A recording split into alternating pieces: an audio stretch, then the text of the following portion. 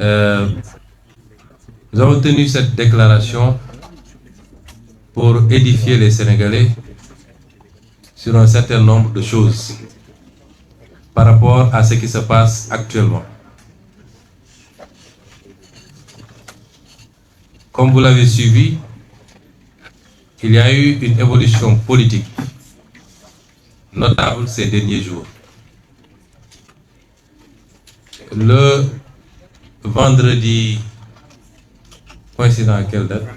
Le vendredi 24 mai, 22 mai 2026, le président de la République, son Excellence Bassirou Diomaye Diakhar Faye, m'a convié en tant que Premier ministre à une audience au Palais de la République. Je m'y suis rendu aux environs de 16 heures. Nous avons échangé et il a exprimé son souhait de mettre un terme à notre collaboration puisqu'il considérait qu'un certain nombre des positions que j'avais prises ces derniers temps l'incommodaient, posaient problème. J'ai pris acte et je lui avais donné juste une suggestion. Parce qu'à plusieurs reprises, j'étais allé le voir pour lui proposer cette solution. Que si le marigot était trop étroit pour nous deux, on avait une solution, une alternative. Moi, j'aurais pu me décaler et repartir à l'Assemblée nationale parce que j'avais mon mandat de député intact. Même si au moment où je parle, les gens magouillent pour pouvoir obtenir du Conseil constitutionnel une décision qui serait la plus unique que cette institution aurait rendue pour essayer de revenir sur ce mandat, ce qui est inacceptable. Parce que de 2016 à maintenant, les mêmes institutions, les mêmes organes, les mêmes leviers ont été utilisés pour comploter contre ma personne, pratiquement depuis que je suis en politique. Les mêmes leviers ont été utilisés pour me radier de la fonction publique, pour me fomenter des dossiers judiciaires, pour me persécuter, m'emprisonner, m'empêcher d'être candidat. Et de toute évidence, et vu la configuration, c'est les mêmes pratiques qu'il compte continuer. Donc, à plusieurs reprises, j'étais allé le voir pour lui proposer cette solution, qui consistait, de manière concertée, à ce que je puisse me décaler moi vers l'Assemblée nationale, qu'ensemble nous discutions pour choisir un Premier ministre issu du parti, parce que c'est le parti qui est majoritaire, que nous discutions à la formation d'un gouvernement et que nous puissions ensemble continuer à cheminer. Ce qui n'aurait pas empêché moi, à partir de l'Assemblée nationale, à continuer de l'aider dans ses tâches. Je lui ai proposé ça à 3 reprises. Notamment au sortir des élections législatives où j'avais conduit la liste de Pastef qui était arrivée majoritaire avec plus de 80% des députés élus. Mais à chaque fois, il avait rejeté la solution en me disant que ta place est à côté de moi, dans l'exécutif, parce qu'il y a beaucoup à faire. On aurait pu le faire de cette manière, amiable. Mais il a choisi une autre voie. Il me l'a notifié, j'ai pris acte. Mais je lui ai suggéré, la seule chose que je lui ai demandé, je dis, Monsieur le Président de la République, ce pays ne peut pas se passer d'un gouvernement sérieux. J'ai été Premier ministre pendant 2 ans, je sais ce qu'il en est. La suggestion que je vous fais, c'est de ne pas annoncer la mesure tout de suite. Qu'on se donne 24 heures à 48 heures au maximum, le week-end, pour discuter ensemble des modalités pratiques de matérialisation de cette décision. Autrement, vous serez obligé, il avait voulu que moi j'endosse partiellement, parce qu'il avait voulu que je dise que nous avons, c'est d'un commun accord que nous avons décidé de nous séparer. J'ai dit non, si on discute et qu'on trouve des convergences, des accords, je peux le faire. À défaut, il faut que vous preniez la responsabilité de dire que vous m'avez limogé. Alors il m'a dit, je dois aller rendre visite à l'archevêque de Dakar Je reviens peut-être vers 18h, 19h, je vous ferai signe pour que nous puissions démarrer ces discussions. Quand cela ne tienne, je suis rentré au Petit Palais et j'étais à son écoute. À 20h35, il m'envoie un message pour me dire qu'il ne peut plus tenir la réunion et qu'il comptait annoncer la mesure de limogeage. J'ai pris acte. Quelques minutes plus tard, le directeur de cabinet a fait lecture du décret. Le secrétaire général du gouvernement ou de la présidence de la République. Cela ne m'a pas posé problème parce que c'est une solution que j'attendais depuis très longtemps. Mais je m'étais fixé une règle, c'est que la rupture ne viendrait pas de moi. Elle ne viendrait pas de moi. Et donc, je suis rentré le même jour à mon domicile et nous sommes restés chacun de son coin pendant au moins 3 jours, si je m'abuse. Jusqu'au lundi. Et ce lundi, j'avais convoqué une réunion à 20h30, une réunion qui devait regrouper tous les ministres sortants de PASTEF pour qu'ensemble nous évaluions la situation et que nous arrêtions une position.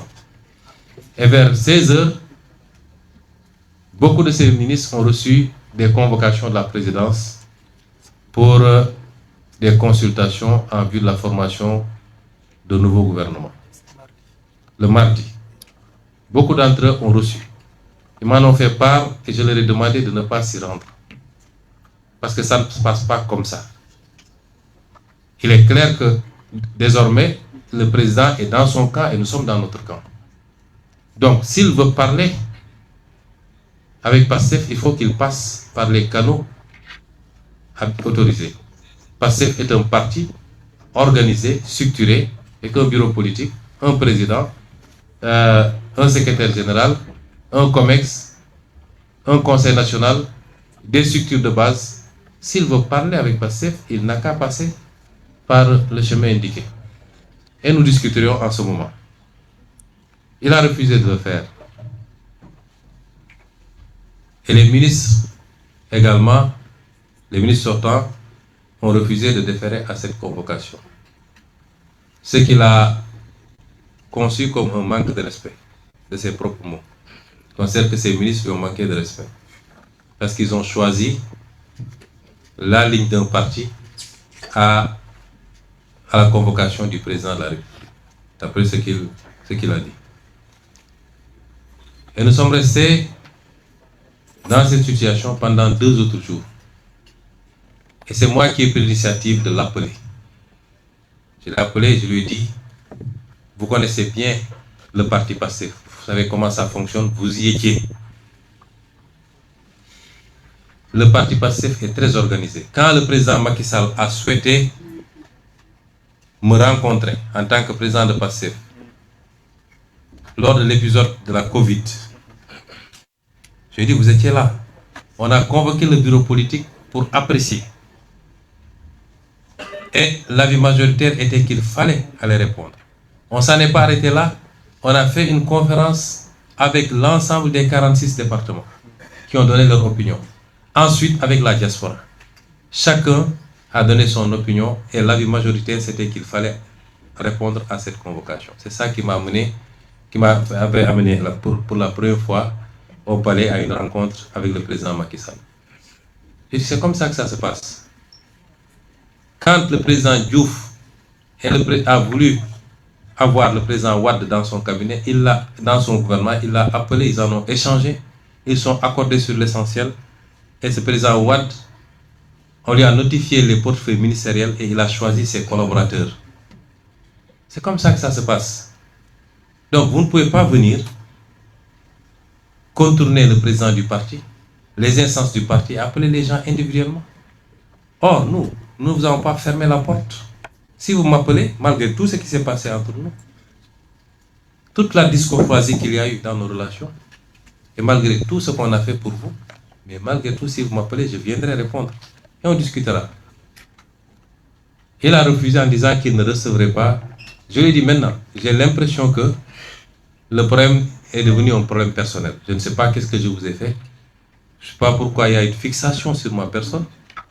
Je ne sais même pas si c'est une fascination. Je ne sais pas quel est le problème. Mais je m'écarte et je désigne 4 membres du parti, qui sont tous des caciques de ce parti, et qui ont tous une relation particulière avec toi. En l'occurrence, M. Alioune Sall, ici présent, M. Birame Souleye Diop, ici présent, M. Daouda Ngom et M. El Malick Ndiaye. Il m'a dit je ne vais pas les recevoir parce qu'ils m'ont manqué de respect, quand cela ne tient. J'ai essayé de le convaincre. Finalement, il a dit le Premier ministre va les recevoir. Ils sont allés voir le Premier ministre et ils ont discuté sur les questions que le parti avait soulevées, notamment la gestion de la dette, le pouvoir d'achat des Sénégalais, son maintien, à défaut de baisser au moins son maintien au niveau actuel. Ça a été un combat pendant des mois et des mois à la primature. Ensuite, la question des renégociations des contrats stratégiques du pays, sur laquelle nous avons eu des résultats appréciables. Et enfin, la question de la justice et de la reddition des comptes, qu'on avait promis aux Sénégalais, mais qui est totalement sabotée depuis qu'on est là. Et sabotée de l'intérieur. Ce qui fait qu'en 2 ans, il n'y a rien qui a été fait au niveau de ces dossiers. Rien de consistant en tout cas. Il dit ces questions, c'est des préoccupations du parti. On a discuté, il a pris l'engagement en disant qu'il m'a avoué qu'il n'avait pris aucun engagement, lui et son ministère des Finances, son ministre des Finances, vis-à-vis du FMI, allant dans le sens de restructuration de la dette, qu'ils ont maintenu la même position et qu'ils travaillaient sur une solution différente, notamment de garantie. D'accord. Sur la question du pouvoir d'achat, il a dit qu'autant que possible, ils feront tout pour ne pas augmenter ou libérer les prix, ou appliquer la vérité des prix sur certains produits qui sont subventionnés, mais que si ça devenait intenable, ils seront obligés d'appliquer la vérité des prix. De la même manière, la dette, si la situation devenait intenable, ils seraient obligés d'accepter la restructuration. À propos des négociations, il a dit que rien n'a changé, sauf qu'il faut qu'on regarde au cas par cas parce qu'on commence à avoir des notifications de contentieux. Et enfin, à propos de la justice, il considère qu'on a la meilleure justice du monde. Je ne parle pas de la justice de manière générale d'ailleurs, parce que je sais qu'il y a d'excellents avocats, d'excellents magistrats qui font bien leur travail, et Madame le ministre de la Justice le sait. On parle spécifiquement de dossiers que vous connaissez. Et lui, il considère que ça se passe très bien, ce qui n'est pas mon cas, et ce qui n'est pas le cas de la majorité des Sénégalais qui considèrent qu'il y a un problème de justice dans ce pays. Et le casting qui a été fait au niveau du ministère de la Justice ne nous rassure pas, parce que voilà un acteur qui était au cœur des dossiers traités par certaines juridictions. Moi-même, j'ai eu à être contacté plusieurs fois par rapport à certains dossiers. Mais nous allons apprécier.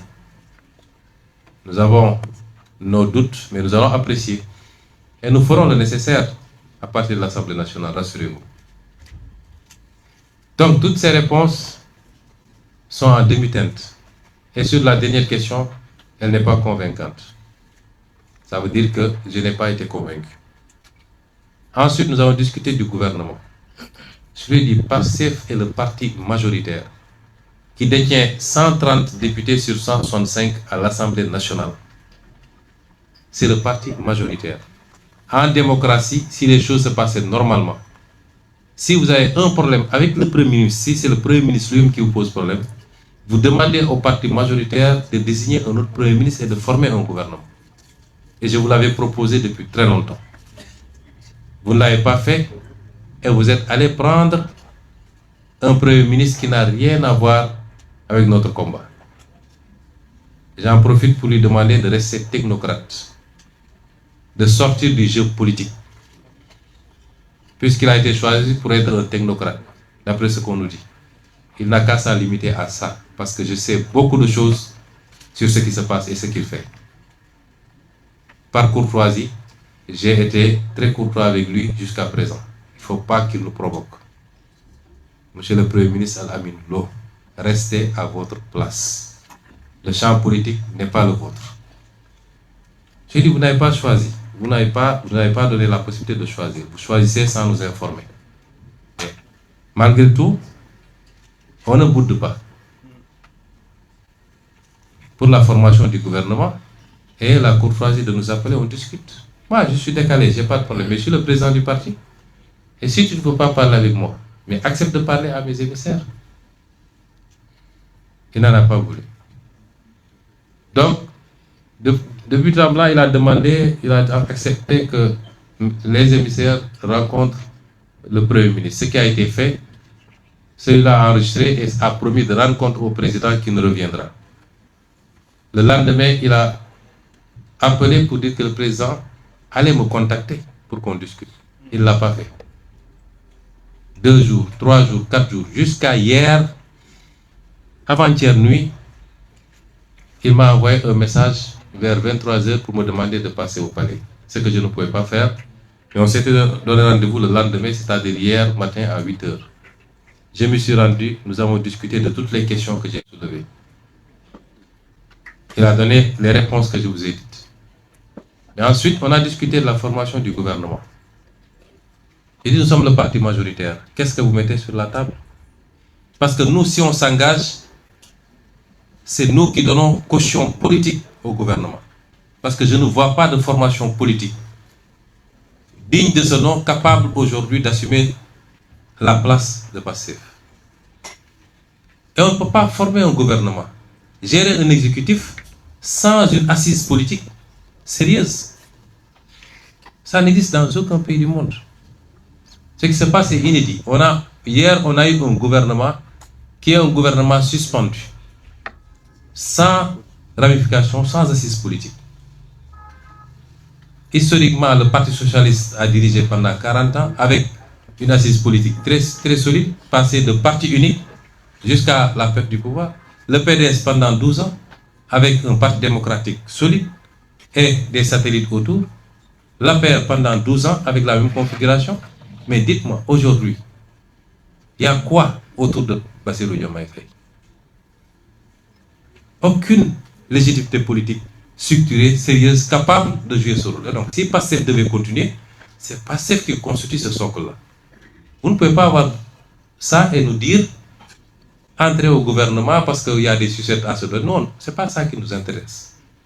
Aucun de ces ministres n'entre dans un gouvernement pour un salaire ou pour un sans-frontière. Non, nous entrons parce que nous croyons à ce pays-là. Nous entrons parce que nous sommes des patriotes, nous avons des compétences, nous avons une vision, un programme. Et nous voulons l'exécuter. Je lui dis d'accord, mettons les choses sur la table. Même ça, il n'a pas été en mesure de me le dire. C'est moi finalement qui lui ai dit, si j'en déduis, si j'analyse un peu les convocations que vous aviez faites, si je retiens, j'analyse les convocations que vous avez faites le premier jour, vous avez convoqué 7 ministres de Pastef. J'ai déduit que c'est ces 7-là que vous vouliez nommer en réalité. C'est là où il a finalement avoué qu'il voulait proposer 7 portefeuilles sur un gouvernement de 30 ministres avec 0 portefeuille de souveraineté à Pastef. Et parmi ces 7-là, il y en avait 3 que nous ne considérions plus être des représentants de Pastef. Parce qu'ils ont outrepassé les consignes du parti pour aller répondre individuellement. Notamment le ministre Bala Moussa Fofana, le ministre Si, comment ça s'appelle? Ibrahim Si. C'est bizarre, j'ai jamais pu retenir son nom, son prénom d'ailleurs. Ibrahim Si, le ministre Yankouba Diémé. Je lui ai dit, si on devait s'accorder, même ces 3-là ne sont pas des ministres de Pastef. Et si je les enlève des 7, ça veut dire que vous nous proposez 4 postes ministériels sur 30 et aucun portefeuille d'État pour un parti majoritaire. Comment vous pouvez envisager ça?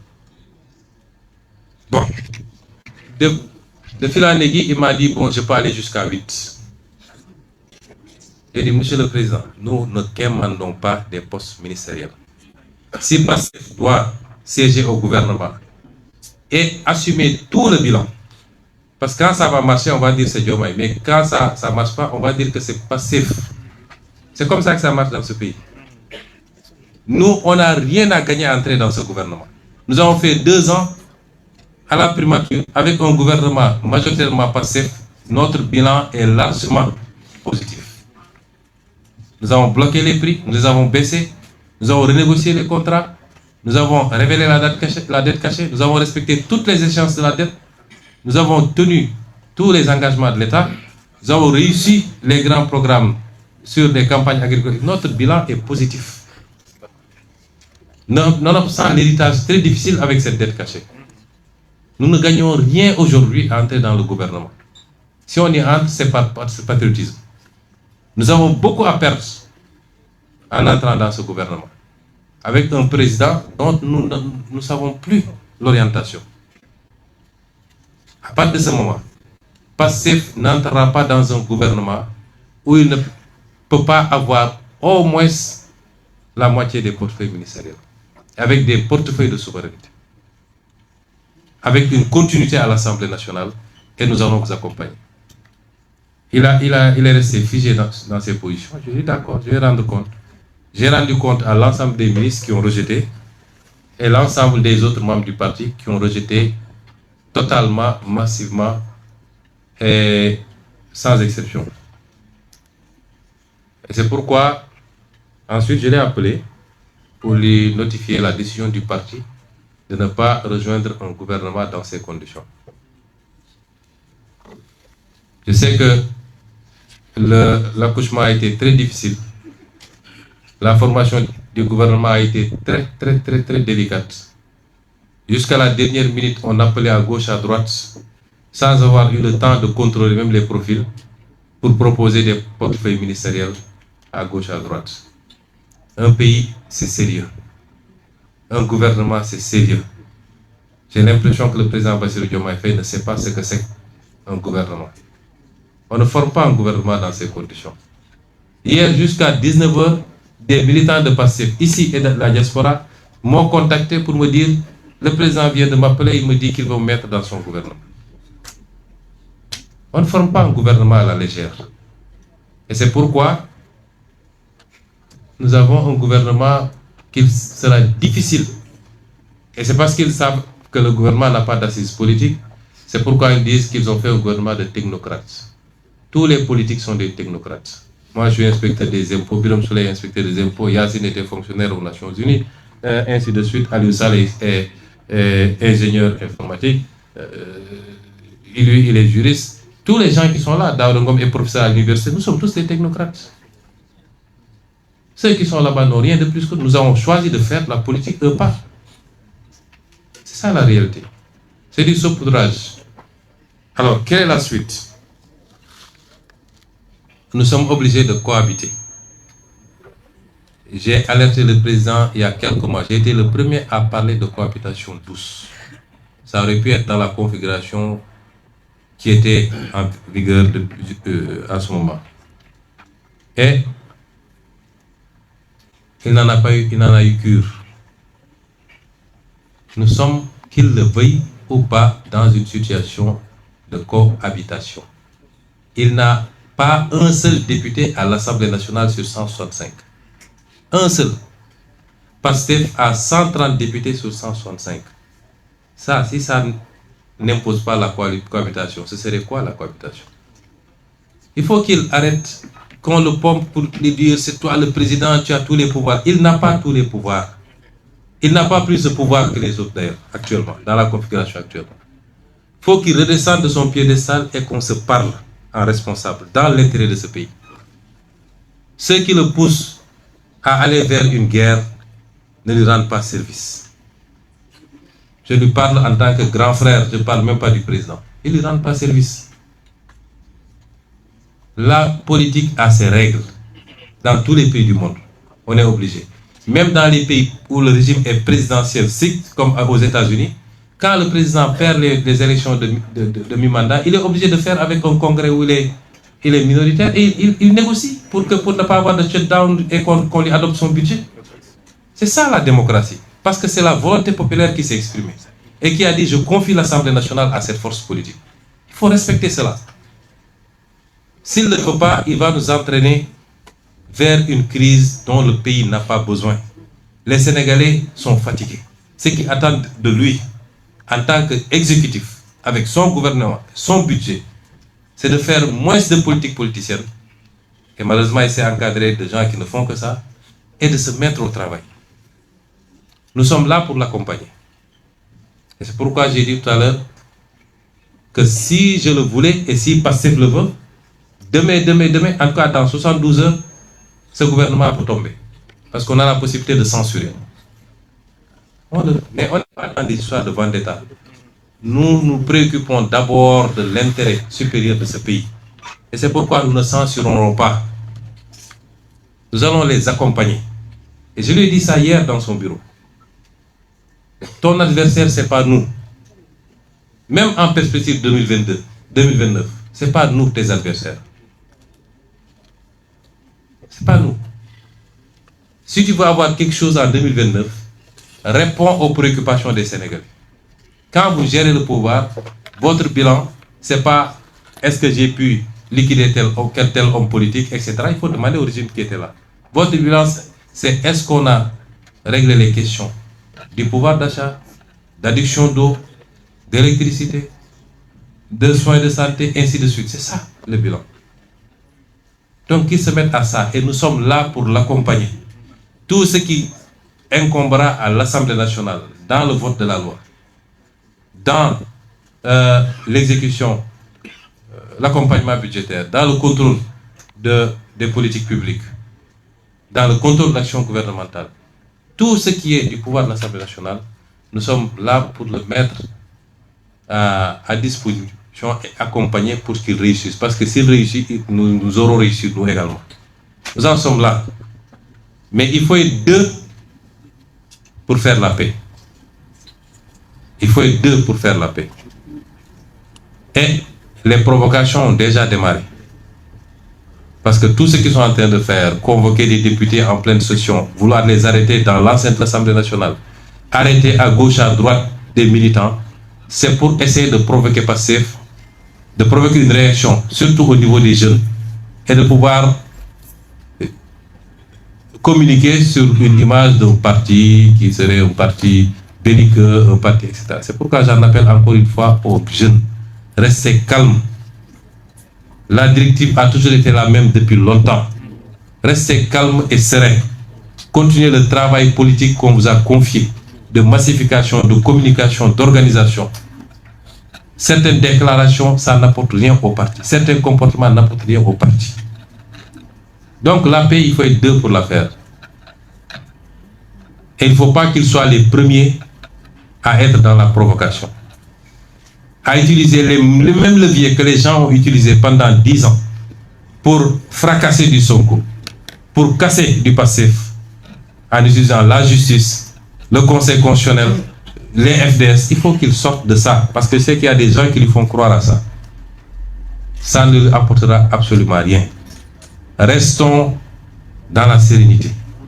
Mettons les intérêts supérieurs de ce pays au-devant de toute autre préoccupation. Mettons-nous au travail pour soulager les Sénégalais. Rassurons les partenaires du Sénégal, les bailleurs de fonds, les investisseurs. Parce que si on entre dans une crise de dissolution, de censure, ils n'auront jamais d'accord avec le FMI. Et personne ne viendra au Sénégal pour investir. Je ne devais pas être le premier à me préoccuper de ces questions-là. Ça devait être le président lui-même. J'en appelle à la responsabilité des uns et des autres. Et à un dialogue intelligent, un dialogue politique intelligent et constant, constructif pour l'intérêt du pays. Après, chaque chapelle politique va dérouler ses actions politiques pour atteindre ses objectifs politiques dans le cadre des lois de ce pays. Il faut qu'on évite de replonger ce pays dans ce qu'il a connu il n'y a pas très longtemps. Nous n'avons pas le droit. Le président Bassirou Diomaye n'a pas le droit. Et à partir de ce moment, je voudrais dire également que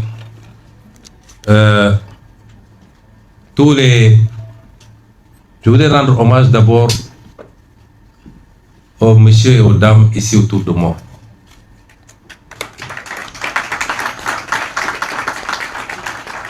Partout au Sénégal, partout en Afrique, votre attitude a été saluée parce que c'est pas courant en Afrique d'avoir ces postes. Je disais ce matin que PASTEF est en train de hisser le jeu politique au Sénégal à un niveau qu'on n'avait jamais imaginé. Souvent, on voyait dans ce qu'on appelle les grandes démocraties, ces configurations, etc. Tout le débat, est-ce qu'on peut le faire, le réussir tous ensemble, avec nos positions, avec le pouvoir, sans abîmer nos institutions et sans rouvrir la porte au vieux démon. C'est ça le débat. Mais ce qui se passe actuellement, c'est un niveau de démocratie qu'on a rarement vu, même ailleurs, dans ce qu'on appelle les grandes démocraties. Et on le doit à PASTEF. Tout ça, on le doit à PASTEF. Et donc, ces hommes et ces femmes ont rendu aux Sénégalais leur dignité, leur fierté, de pouvoir dire qu'il y a toujours des Sénégalais qui sont comme ça. Des Sénégalais que rien ne peut compromettre. Les Sénégalais qui savent qui ils sont, qui ont des convictions fortes, qui ont un honneur et une dignité. Ils en font partie. Le président de l'Assemblée nationale a posé le premier acte l'autre semaine. Aujourd'hui, sur 20 ministres de PASTEF, plus de premiers ministres, ce qui fait 21, il n'y en a que 5 qui ont cédé aux sirènes du pouvoir. 5. C'est un exploit qu'il faut saluer à sa juste valeur. Je ne vais pas revenir sur les DG, je crois que le message est passé à Wolof. Et je voudrais terminer par réitérer mon appel aux militants, aux militantes et aux sympathisants et sympathisantes. Restez calmes. Restez calmes.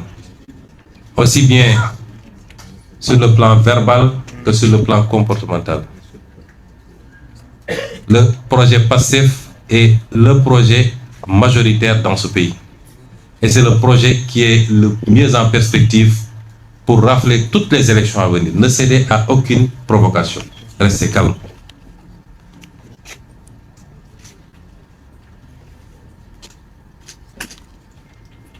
Je voudrais demander aussi aux directeurs généraux et autres, j'ai dit que ce n'est pas la peine de revenir, mais de revoir un peu le message que j'ai délivré en langue wolof. Et enfin, je voudrais rappeler une mobilisation, la nécessité d'une mobilisation exceptionnelle pour le congrès, le premier congrès du parti qui est prévu pour le 6 juin. Je n'avais pas besoin de le faire d'ailleurs, parce que quand c'est passif, c'est forcément grand. Mais c'est un congrès qui arrive dans un contexte particulier. Donc la mobilisation c'est le 7, les travaux c'est le 6. Et je voudrais enfin souhaiter une très bonne chance à nos Lions U17 pour la finale de ce jour. Nous leur souhaitons plein succès et qu'ils nous rapportent ce trophée également qui viendrait rejoindre tous les trophées qu'on a eus ces derniers temps. Et j'en profite d'ailleurs, j'ai félicité tous les ministres parce que tous les ministres de PASTEF ont été très bons. Mais puisque je parle de sport, Mme Khadija Ndiaye a été sublime et en très peu de temps nous a permis de faire des résultats, de gagner une Coupe d'Afrique, d'aller à la Coupe du Monde, de gagner pour les U20 je crois, d'être en finale pour les U17, d'avoir fait les réformes dans un milieu très difficile qu'est le monde de la lutte. J'aurais pu le dire pour chacun de ces ministres, c'est vous dire que les ministres de PASTEF sont de très bons ministres et ils vont avoir, Inch'Allah, d'ici quelques temps, la possibilité de continuer ce qu'ils avaient démarré. Je vous remercie de votre attention.